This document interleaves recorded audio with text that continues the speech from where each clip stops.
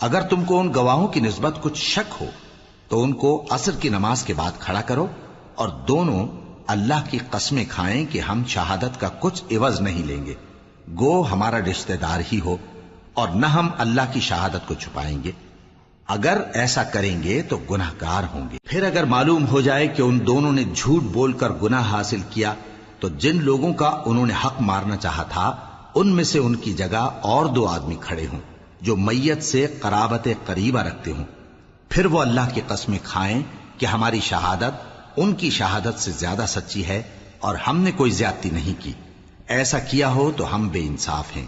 اس طریق سے بہت قریب ہے کہ یہ لوگ صحیح صحیح شہادت دیں، یا اس بات سے خوف کریں کہ ہماری قسمیں بھی ان کی قسموں کے بعد رد کر دی جائیں گی۔ اور اللہ سے ڈرو اور اس کے احکام کو توجہ سے سنو، اور اللہ نافرمان لوگوں کو ہدایت نہیں دیتا۔ وہ دن یاد رکھنا